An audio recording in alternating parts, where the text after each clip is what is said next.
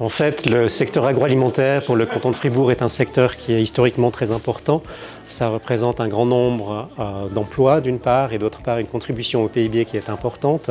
Et c'est un secteur qui est actuellement en pleine mutation. Et quelque part, c'est la raison pour laquelle c'est important de réfléchir à une stratégie dans le domaine agroalimentaire pour penser et réfléchir à l'agroalimentaire du futur d'une part. Et puis d'autre part, réfléchir comment est-ce que le canton de Fribourg peut y trouver sa place. Alors le thème de la journée, l'agroalimentaire fribourgeois, bien entendu, question très intéressante, notamment pour développer son avenir. Son avenir avec des enjeux que chaque produit, on va dire, alimentaire fribourgeois va connaître des défis, je dirais, de société, d'environnement. Donc c'est d'abord pour se placer si nos questions que nous nous posons sont bel et bien partagées par d'autres acteurs. Eh bien, aujourd'hui, je suis là en tant que directeur général de la HESSO Fribourg, qui regroupe 4 hautes écoles, l'ingénierie, la gestion, la santé et le travail social.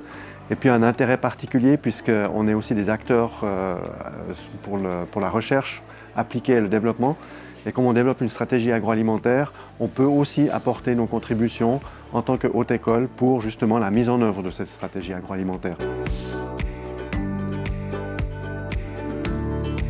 Nos attentes, c'est qu'effectivement, nous, on travaille sur des stratégies, on y réfléchit et on a besoin du retour de tous les acteurs de la branche, que ça aille de l'agriculteur au transformateur, à la recherche, à la formation, pour pouvoir justement entendre les attentes et préparer au mieux cette stratégie agroalimentaire. Moi, mes attentes, c'est qu'il y ait beaucoup d'idées qui soient générées, que les gens puissent échanger, se connaître, travailler en interdisciplinarité et ressortir avec une vraie motivation de faire avancer le canton de Fribourg dans le domaine agroalimentaire.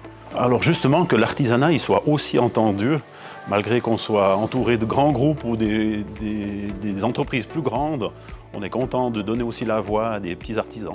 C'est déjà de pouvoir comprendre quelle est la réalité de chacun qui œuvre tout au long de ces chaînes de valeur.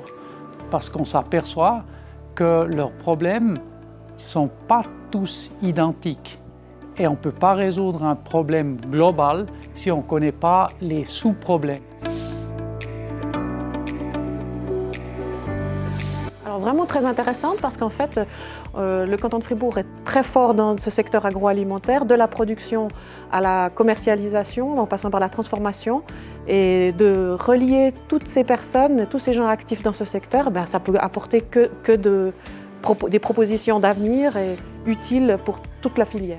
Alors on la trouve vraiment très intéressante étant donné que tout le monde peut donner son avis, les plus petites entreprises, les grandes, donc c'est vraiment un bon moyen de montrer aussi les petits problèmes qu'il pourrait y avoir que le Conseil d'État ne sait pas.